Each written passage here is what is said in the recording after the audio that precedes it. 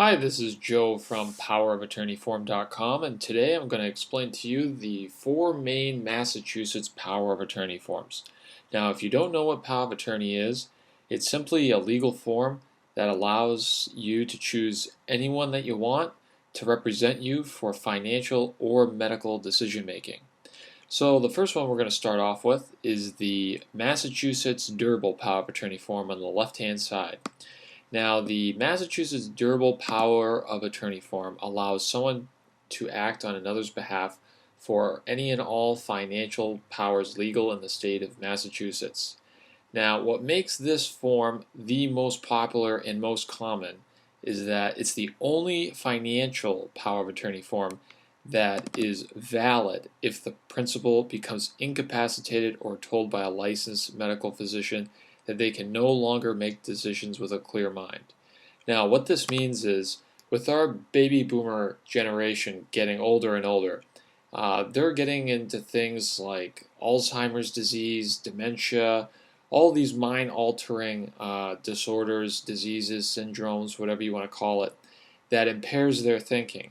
And it doesn't it doesn't allow them to do the typical ordinary things like they used to, just like pay bills or uh, do these typical things that they've been doing all their lives. So what Durable allows is before they hit that stage, they are allowed to select anyone of their choosing to carry out all these actions in the event they're not able to. Now, durable power of attorney can be used for not just seniors and the elderly, even though that's the most common use for it. It can be used for, say, if you're headed out of town and you want someone to take care of all your bills and all your banking and financial stuff. It can be used for that as well. But that's just the special additive to that form that makes it the most common.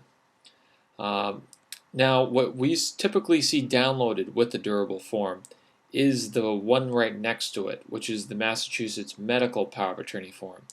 Now, the Massachusetts Medical Power of Attorney form is exactly what it sounds like.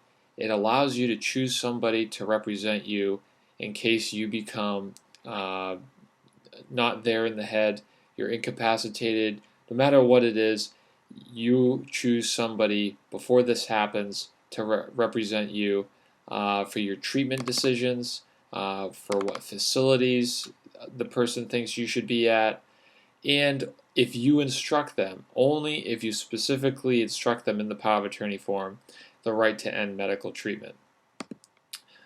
So it's pretty self-explanatory. It's used primarily, at least we see, for a lot of our young servicemen going out right now and for the elderly. But it's a good idea to have one of these if you're anywhere in between.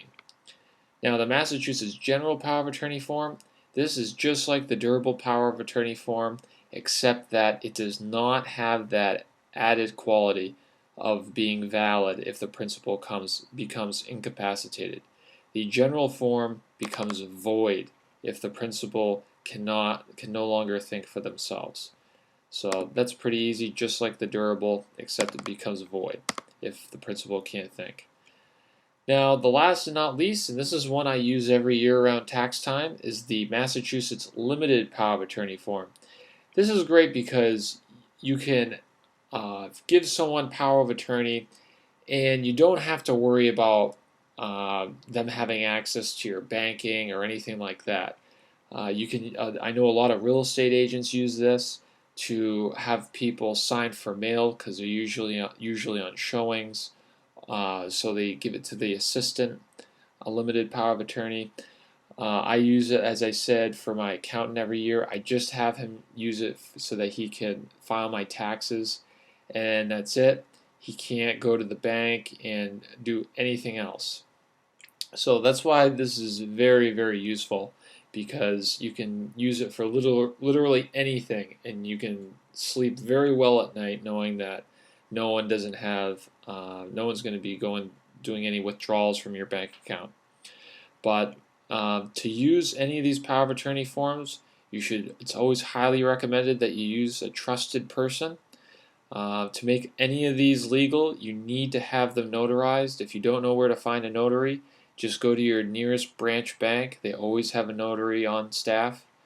And once that's done, you have yourself an official Massachusetts power of attorney form. Now, one quick tip, if I had a medical power of attorney form, I would definitely give one to my primary care physician, because if anything happens to me, they'll be notified and they're going to want to know who to talk to.